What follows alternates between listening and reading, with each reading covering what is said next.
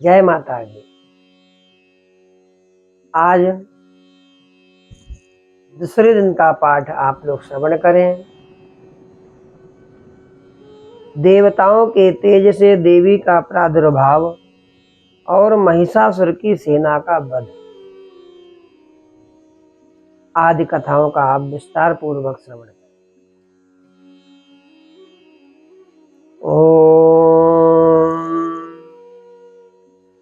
अक्षस्रक् परसं गदेषु कुलिशं पदमं धनुष्कुण्डिकाम् दण्डं शक्तिमसिञ्च चरमजलजं घण्टां सुराभाजनम्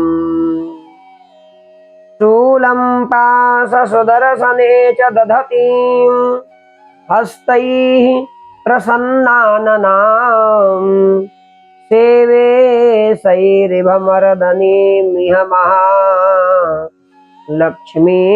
सरोजस्थिताम्। ओम श्री महालक्ष्मै नमः।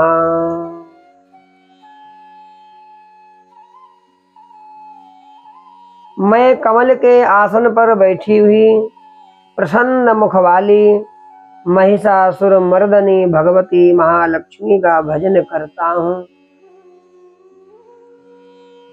जो अपने हाथों में अक्षमाला, फरसा, गदा, बाण, वज्र, पद्म, धनुष, कुंडिका, दंड, शक्ति, खड्ग, ढाल, शंख, घंटा, मधुपात्र, शूल, पाश और चक्र धारण करते हैं। ऐसी महालक्ष्मी को बारंबार प्रणाम। ऋषि कहते हैं, पूर्व काल में देवताओं और असुरों में पूरे 100 वर्षों तक घोर संग्राम हुआ। उसमें असुरों का स्वामी महिषासुर था और देवताओं के नायक इंद्र थे। उस युद्ध में देवताओं की सेना महाबली असुरों से परास्त हो गई। संपूर्ण देवताओं को जीतकर महिषासुर इंद्र बन बैठा। तब पराजित देवता प्रजापति ब्रह्मा जी को आगे करके उस स्थान पर गए जहां भगवान शंकर और विष्णु विराजमान थे। देवताओं ने महिषासुर के पराक्रम तथा अपनी पराजय का यथावत वृतांत उन दोनों देवेश्वरों से विस्तार पूर्वक कह सुनाए। वे बोले, भगवान, महिषासुर सूर्य, इंद्र, अग्नि, वायु, चंद्रमा, यम, वरुण तथा अन्य देवताओं के भी अधिकार छीनकर स्वयं ही सबका स्वामी बना बैठा है। उस दुरात्मा महिष ने समस्त देवताओं को स्वर्ग से निकाल दिया है। अब वे मनुष्यों की भांति पृथ्वी पर विचरते हैं। दैत्यों की यह सारी करतूत हमने आप लोगों से कह सुनाई। अब हम आप की ही शरण में आए हैं, उसके वध का कोई उपाय सोचिए। इस प्रकार देवताओं के वचन सुनकर भगवान विष्णु और शिव ने दैत्यों पर बड़ा क्रोध किया। उनकी भौएं तन गईं और मुंह टेढ़ा हो गया। तब अत्यंत कोप में भरे हुए चक्रपाणि श्री विष्णु के मुख से एक महान तेज प्रकट हुआ। इसी प्रकार ब्रह्मा, शंकर, इंद्र आदि देवताओं के शरीर से भी बड़ा भारी एक तेज निकला। वह सब मिलकर एक हो गया। महान तेज का वह पुंज जाज्वल्यमान पर्वत सा जान पड़ा। देवताओं ने देखा, वहां उसकी ज्वालाएं संपूर्ण दिशाओं में व्याप्त हो रही हैं। संपूर्ण देवताओं के शरीर से प्रकट हुए उस तेज की कहीं तुलना नहीं थी। एकत्रित होने पर वह एक नारी के रूप में परिणत हो गया और अपने प्रकाश से तीनों लोकों में व्याप्त जान पड़ा। भगवान शंकर का जो तेज था उससे उस देवी के मुख प्रकट हो गया। यमराज के तेज से उसके सिर में बाल निकल आए। श्री विष्णु भगवान के तेज से उसकी भुजाएं उत्पन्न हो गई। चंद्रमा के तेज से दोनों स्तनों का और इंद्र के तेज से मध्य भाग कटि प्रदेश का प्रादुर्भाव हुआ। वरुण के तेज से जंघा और पिंडली तथा पृथ्वी के तेज से नितंब भाग प्रकट हुआ। ब्रह्मा के तेज से दोनों चरण और सूर्य के तेज से उनकी अंगुलियां हुई। वसुओं के तेज से हाथों की अंगुलियां और कुबेर के तेज से नासिका प्रकट हो गई। उस देवी के दांत प्रजापति के तेज से और तीनों नेत्र अग्नि के तेज से प्रकट हो गए।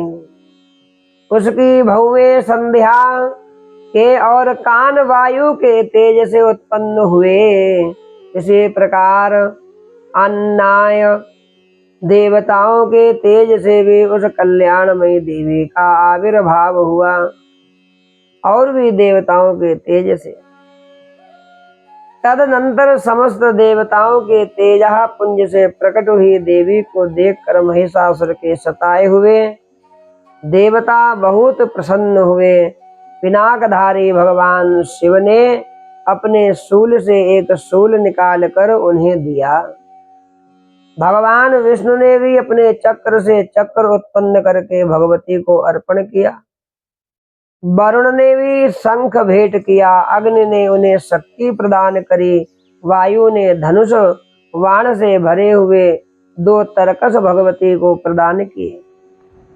सहस्र नेत्रों वाले देवराज इंद्र ने अपने वज्र से वज्र उत्पन्न करके दिया और ऐरावत हाथी से उतार कर एक घंटा भी भगवती को प्रदान कर। यमराज ने काल दंड से दंड, वरुण ने पास, प्रजापति ने स्फटिक काक्ष की माला तथा ब्रह्मा जी ने कमंडलू भगवती को भेंट किया। सूर्य ने देवी के समस्त रोमकूपों में अपनी किरणों का तेज भर दिया। काल ने उन्हें चमकती हुई ढाल और तलवार दी। क्षीर समुद्र ने उज्ज्वल हार, कभी जीर्ण न होने वाले 2 दिव्य वस्त्र भेंट किए भगवती को। साथ ही उन्होंने दिव्य चूड़ामणि, 2 कुंडल, कड़े उज्ज्वल अर्धचंद्र, सब बाहुओं के लिए केयूर, दोनों चरणों के लिए निर्मल नूपुर, गले की सुंदर हसली और सब अंगुलियों में पहनने के लिए रत्नों की बनी अंगूठियां भी दी। विश्वकर्मा ने उन्हें अत्यंत निर्मल फरसा भेंट किया। साथ ही अनेक प्रकार के वस्त्र, अस्त्र, अभेद्य कवच दिए। इनके सिवा मस्तक और वक्षस्थल पर धारण करने के लिए कभी नाक कुम्हलाने वाले कमलों की मालाएं दी। जलध ने उन्हें सुंदर कमल का फूल भेंट किया। हिमालय ने सवारी के लिए सिंह तथा भांति भांति के रत्न समर्पित किए भगवती को। धनाध्यक्ष कुबेर ने मधु से भरा पान पात्र भगवती को दिया। संपूर्ण नागों के राजा शेष ने, जो इस पृथ्वी को धारण करते हैं, उन्हें बहुमूल्य मणियों से विभूषित नागहार भेंट किया। इसी प्रकार अन्य देवताओं ने भी आभूषण, अस्त्र शस्त्र देकर देवी का सम्मान किया।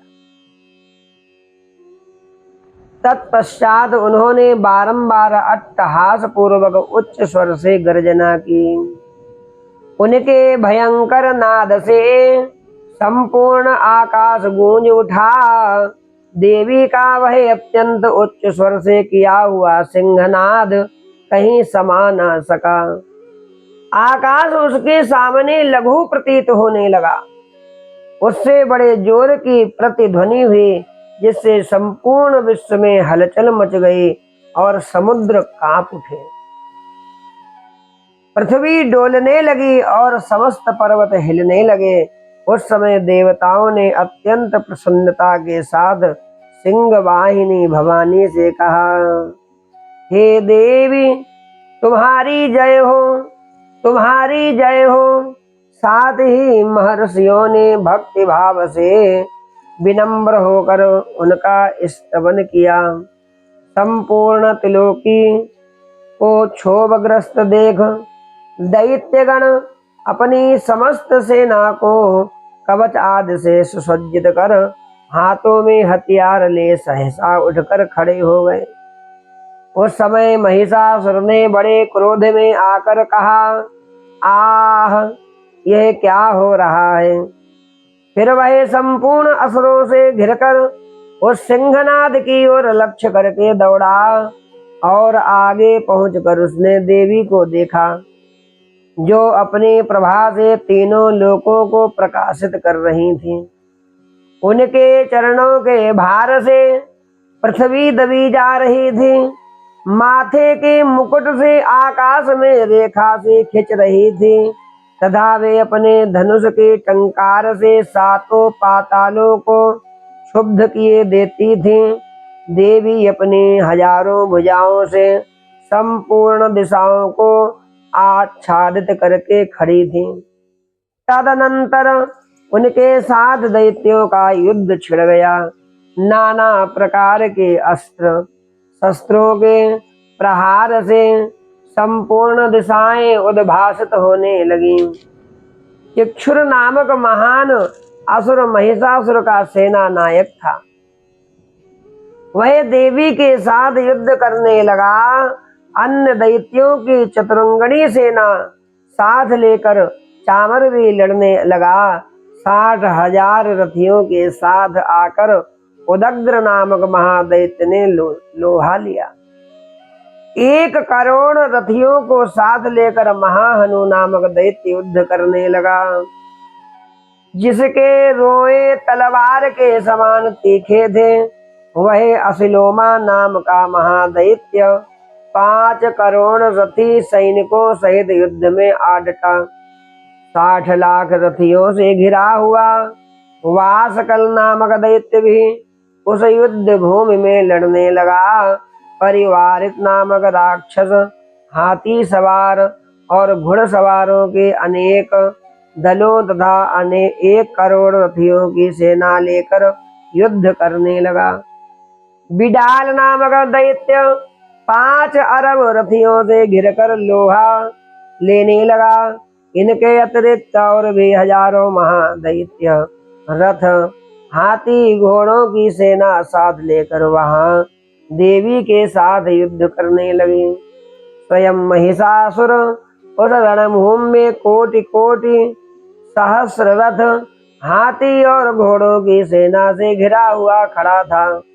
वे दैत्य देवी के साथ तोमर, भिंदपाल, शक्ति, मूसल, खड्ग, परशु, पट्टिस आदि अस्त्र शस्त्रों का प्रहार करते हुए युद्ध कर रहे थे।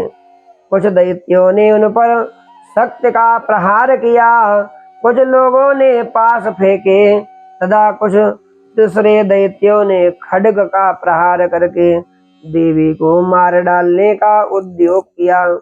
देवी ने भी क्रोध में भरकर खेल खेल में ही अपने अस्त्र शस्त्रों की वर्षा करके दैत्यों के भी समस्त अस्त्र शस्त्र काट डाले।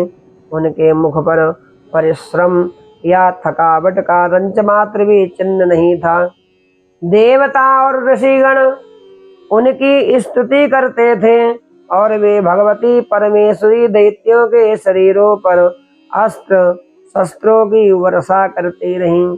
देवी का वाहन सिंह भी क्रोध में भरकर गर्दन के बालों को हिलाता हुआ असुरों की सेना में इस प्रकार विचरने लगा, मानो वनों में दावा नल फैल रहा हो।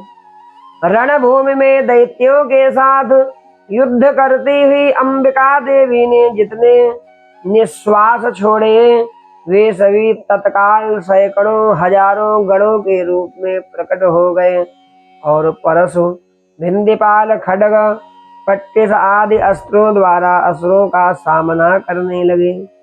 देवी की शक्ति से बड़े हुए वे गण असुरों का नाश करते हुए नगाड़ा, शंख आदि बाजे बजाने लगे। उस संग्राम महोत्सव में कितने ही गण मृदंग बजा रहे थे।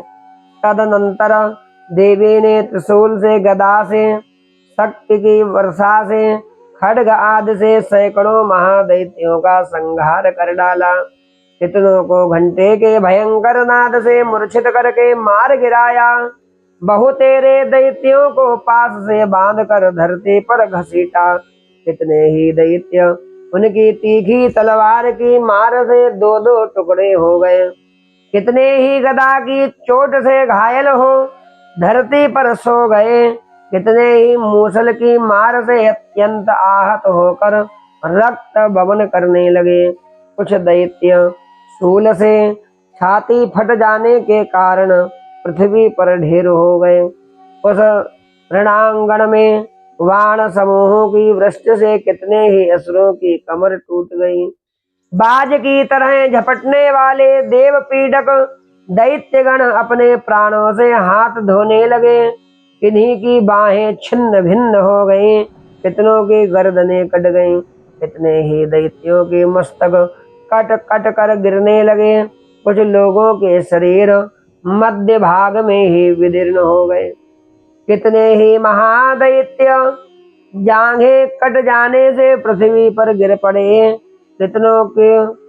कितनों को ही देवी ने एक बाह, एक पैर और एक नेत्र वाले करके दो टुकड़ों में चीर डाला।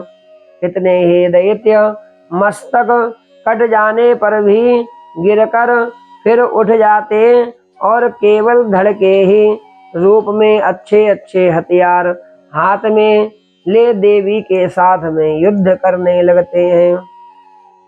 दूसरे कबंध युद्ध के बाजों की लय पर नाचते थे। कितने ही बिना सिर के धड़ हाथों में खड्ग शक्ति दृष्टि लिए दौड़ते थे।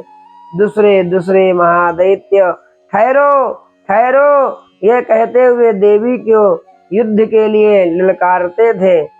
जहाँ वह घोर संग्राम हुआ था वहां की धरती देवी के गिराए हुए रथ, हाथी, घोड़े, असुरों की लाशों से ऐसी पट गई थी कि वहां चलना फिरना भी असंभव हो गया था। दैत्यों की सेना में हाथी, घोड़े और असुरों के शरीरों से इतनी अधिक मात्रा में रक्तपात हुआ था कि थोड़ी ही देर में वहां खून की बड़ी बड़ी नदियां बहने लगी।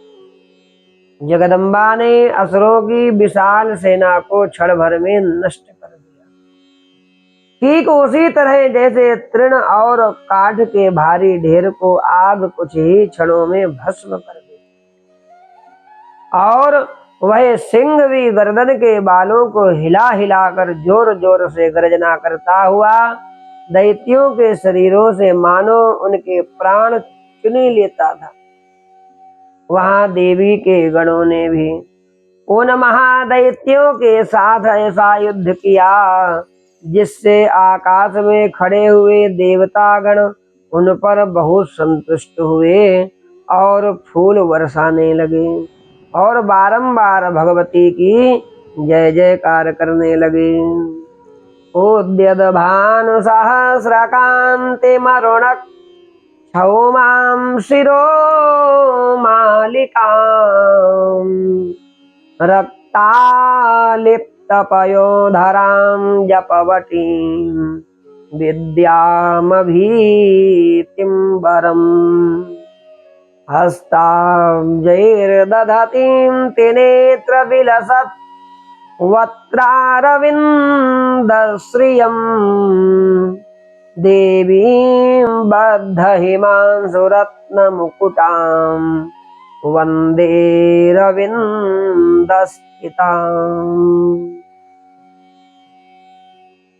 भगवती का पुनः ध्यान जगदम्बा के श्री अंगों की कांति उदय काल के सहस्रों सूर्यों के समान है। वे लाल रंग की रेशमी साड़ी पहने हुए हैं। उनके गले में मुंडमाला शोभा पा रही है। दोनों स्तनों पर रक्त चंदन का लेप लगा हुआ है। वे अपने कर कमलों में जपमालिका, विद्या और अभय तथा वर नामक मुद्राएं धारण किए हुए हैं। 3 नेत्रों से सुशोभित मुखारविंद की बड़ी शोभा हो रही है। उनके मस्तक पर चंद्रमा के साथ ही रत्नमय मुकुट बंधा है तथा वे कमल के आसन पर विराजमान है। ऐसी देवी को मैं भक्ति पूर्वक प्रणाम करता हूँ। अब ऋषि कहते हैं, दैत्यों की सेना को इस प्रकार तहस नहस होते देख महादैत्य सेनापति चिक्षुर क्रोध में भरकर अंबिका देवी से युद्ध करने के लिए आगे बढ़ा। वह असुर रणभूमि में देवी के ऊपर इस प्रकार बाणों की वर्षा करने लगा जैसे बादल मेरुगिरी के शिखर पर पानी की धार बरसा रहा हो। तब देवी ने अपने बाणों से उसके बाण समूह को अनायास ही काटकर उसके घोड़ों और सारथी को भी मार डाला। साथ ही उसके धनुष तथा अत्यंत ऊंची ध्वजा को भी तत्काल काट गिराया। धनुष कट जाने पर उसके अंगों को अपने बाणों से बींध डाला। धनुष, रथ, घोड़े, सारथी के नष्ट हो जाने पर वह असुर ढाल और तलवार लेकर देवी की ओर दौड़ा। उसने तीखी धार वाली तलवार से सिंह के मस्तक पर चोट करके देवी की भी बाईं भुजा में बड़े वेग से प्रहार किया। राजन, देवी की बाह पर पहुंचते ही वह तलवार टूट गई। फिर तो क्रोध से लाल आंखें करके उस राक्षस ने शूल हाथ में लिया और उसे उस महादैत्य ने भगवती भद्रकाली के ऊपर चलाया।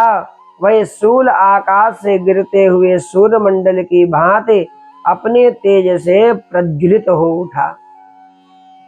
उस शूल को अपनी ओर आते देख देवी ने भी शूल का प्रहार किया। उससे राक्षस के शूल के सैकड़ों टुकड़े हो गए। साथ ही महादैत्य चिक्षुर की भी धज्जियां उड़ गईं। वह प्राणों से हाथ धो बैठा।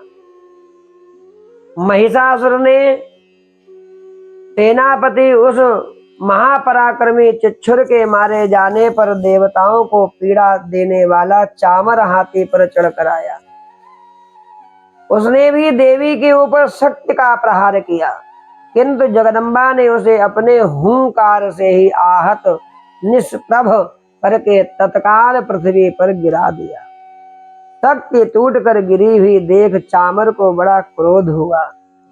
अब उसने शूल चलाया, किंतु देवी ने उसे भी अपने बाणों द्वारा काट डाला। इतने में ही देवी का सिंह उछल कर हाथी के मस्तक पर चढ़ बैठा और उस दैत्य के साथ खूब जोर लगाकर बाहु युद्ध करने लगा। वे दोनों लड़ते लड़ते हाथी से पृथ्वी पर आ गए और अत्यंत क्रोध में भरकर एक दूसरे पर बड़े भयंकर प्रहार करते हुए लड़ने लगे। तदनंतर सिंह बड़े वेग से आकाश की ओर उछला और उधर से गिरते समय उसने पंजों की मार से चामर का सिर धड़ से अलग कर दिया। इसी प्रकार उदग्र भी शिला, वृक्ष आदि की मार खाकर रणभूमि में देवी के हाथ से मारा गया। कराल वे दांतों, मुक्कों, थप्पड़ों की चोट से धराशायी हो गया। क्रोध में भरी हुई देवी ने गदा की चोट से उद्धत का कचोमर निकाल डाला। भिंद्रपाल से बाष्कल को बाणों से ताम्र अंधक को मौत के घाट उतार दिया। 3 नेत्रों वाली परमेश्वरी ने त्रिशूल से उग्रास उग्रवीर महाहनु नामक दैत्य को मार डाला। तलवार की चोट से बिडाल के मस्तक को धड़ से काट गिराया। भगवती ने दुर्धर और दुर्मुख इन दोनों को भी अपने बाणों से यमलोक भेज दिया। इस प्रकार अपनी सेना का संहार होता देख महिषासुर ने भय से का रूप धारण करके देवी के गणों को त्रास देना आरंभ किया। किन्हीं को थूथुन से मारकर, किन्हीं के ऊपर खुरों का प्रहार करके, किन्हीं किन्हीं को पूंछ से चोट पहुंचाकर, कुछ को सींगों से विदीर्ण करके, कुछ गणों को बेग से, किन्हीं को सिंहनाद से, कुछ को चक्कर देकर और कितनों को निश्वास वायु के झोंकों से धराशायी कर दिया। भगवती ने धराशायी कर दिया। इस प्रकार गणों की सेना को गिराकर वह असुर महादेवी के सिंह को मारने के लिए झपटा। इससे जगदम्बा को बड़ा क्रोध हुआ। उधर महापराक्रमी महिषासुर भी क्रोध में भरकर धरती को खुरों से खोदने लगा, सींगों से ऊंचे ऊंचे पर्वतों को उठाकर फेंकने लगा, गरजने लगा। उसके वेग से चक्कर देने के कारण पृथ्वी क्षुब्ध होकर फटने लगी। उसकी पूंछ से टकराकर समुद्र सब ओर से धरती को डुबोने लगा। हिलते हुए सींगों के आघात से विदीर्ण होकर बादलों के टुकड़े टुकड़े हो गए। उसके श्वास के प्रचंड वायु के वेग से उड़े हुए सैकड़ों पर्वत आकाश से गिरने लगे। इस प्रकार क्रोध में भरे हुए उस महादैत्य को अपनी ओर आते देख चंडिका ने उसका वध करने के लिए महान क्रोध किया। उन्होंने पास फेंक कर उस महान असुर को बांध लिया। उस महासंग्राम में बंध जाने पर उसने भैंसे का रूप त्याग दिया। तत्काल वही राक्षस सिंह के रूप में प्रकट हो गया। उस अवस्था में जगदम्बा ज्यों ही उसका मस्तक काटने के लिए उद्यत हुई, त्यों ही वह खड्गधारी पुरुष के रूप में दिखाई देने लगा। तब देवी ने तुरंत ही बाणों की वर्षा करके ढाल तलवार के साथ उस पुरुष को भी बींध डाला। इतने में ही वह महान गजराज के रूप में परिणत हो गया। अपनी सूंड से देवी के विशाल सिंह को खींचने लगा, गरजने लगा। खींचते समय देवी ने तलवार से उसकी सूंड काट डाली। तब उस महादैत्य ने पुनः भैंसे का शरीर धारण कर लिया। पहले की ही भांति चराचर प्राणियों सहित तीनों लोकों को व्याकुल करने लगा। तब क्रोध में भरी हुई जगन्माता चंडिका बारंबार उन्मत्त मधु का पान करने और लाल आंखें करके हंसने लगी। उधर वह बल पराक्रम के मद से उन्मत्त हुआ राक्षस गरजने लगा और अपने सींगों से चंडी के ऊपर पर्वतों को फेंकने लगा। उस समय देवी अपने बाणों के समूहों से उसके फेंके हुए पर्वतों को चूर्ण करती हुई बोली। बोलते समय उनका मुख मधु के मद से लाल हो रहा था और वाणी लड़खड़ा रही थी भगवती की। देवी ने कहा, ओ मूढ़, मैं जब तक मधु पीती हूँ तब तक तो क्षण भर के लिए खूब गरज ले। मेरे हाथ से यही तेरी मृत्यु हो जाने पर अब शीघ्र ही देवता भी गर्जना करेंगे। अब ऋषि कहते हैं, यूं कहकर देवी उछली और उस महादैत्य के ऊपर चढ़ गईं। फिर अपने पैर से उसे दबाकर उन्होंने शूल से उसके कंठ में आघात किया।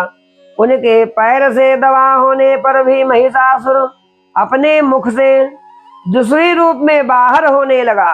अभी आधे शरीर से ही वह बाहर निकलने पाया था कि देवी ने अपने प्रभाव से उसे रोक दिया।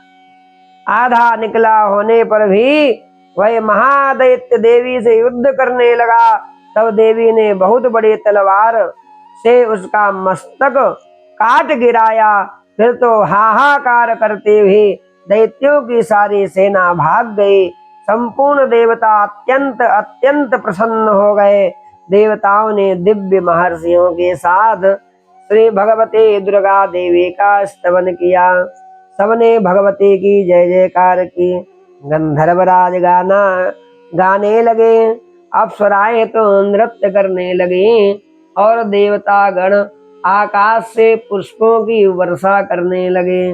बोलिए दुर्गा मैया की जय, काली मैया की जय, भद्रकाली माता की जय। आप सभी लोग इस कथा को, पूर्ण कथा को सुने और इसके बाद भी हम वीडियो बनाएंगे तीसरे दिन की कथा क्या श्रवण करनी। जय माता की, जय श्री